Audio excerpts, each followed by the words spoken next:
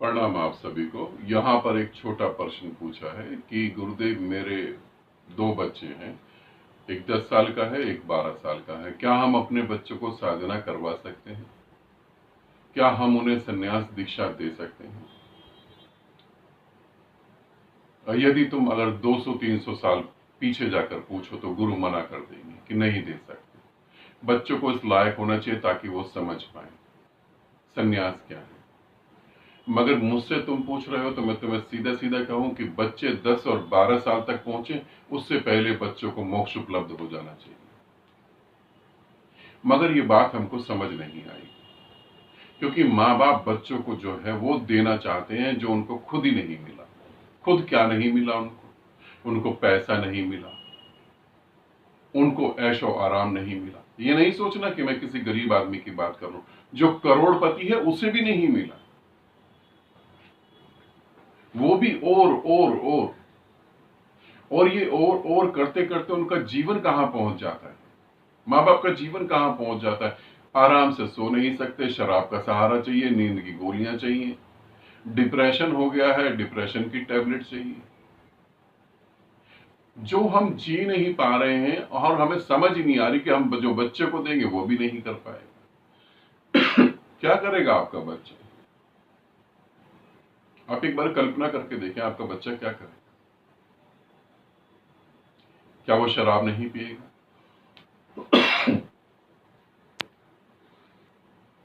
क्या वो शराब नहीं पिएगा? क्या वो जुआ नहीं खेलेगा? क्या वो वेश्यावृत्ति में नहीं जाएगा?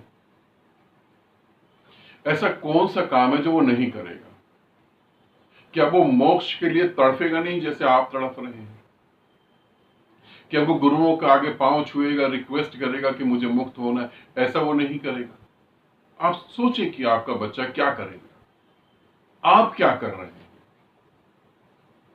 तो हमें तो बच्चे को रोबोट बनाना है, हमें तो बच्चे को एकदम बहुत जबरदस्त तरीके से एआई को भी फेल कर दे ऐसा उसका दिमाग बनाना है, सुपर कंप्यूटर बनाना है हमें तो।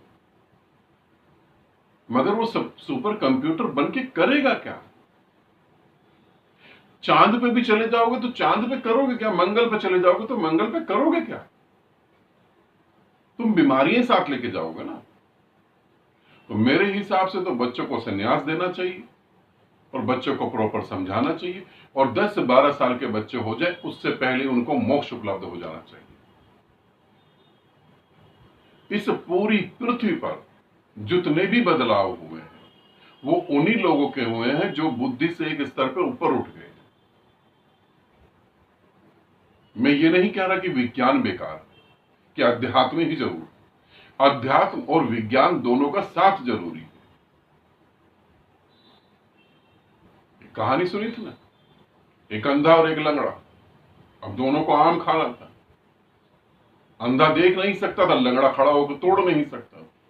दोनों ने एक दूसरे का साथ लिया। वैसे ही अध्यात्म और विज्ञान अंधा और लंगड़ा है। अध्यात्म अपने आप जो गति कर सकता है, विज्ञान की सपोर्ट ना हो तो वो नहीं कर सकता है। और विज्ञान जो गति आज कर रहा है, हमारे आध्यात्मिक गुरुओं ने तो वो पहले भविष्यवाणी कर दी, पहले कह दिया। तो बच्चे को जरूर ध्यान करवाना चाहिए, बच्चे को अच्छे से समझाना चाहिए। और तुम अगर बड़े हो, तुम अगर 45 प्लस हो, तुमको अगर 10 साल लगते हैं समाधि उपलब्ध करने में, मोक्ष उपलब्ध करने में, तो तुम्हारा बच्चा जो है वो मुश्किल से 1 साल में सारा काम खत्म कर सकता है, क्योंकि वो अभी अभी परमात्मा को पूरा जी रहा है।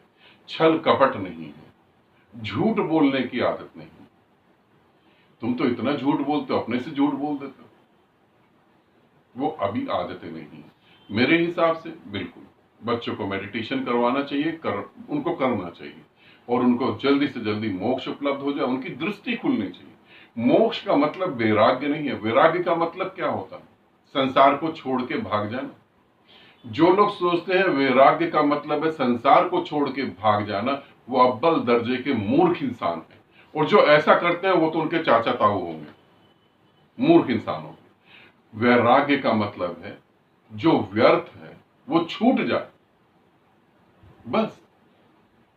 मैं वैरागी हूं, अर्थात व्यर्थ छूट गया। बस, और कुछ भी नहीं,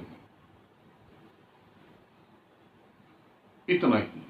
तो बच्चों को जरूर ध्यान करवाना चाहिए, बच्चों को जरूर संन्यास देना चाहिए।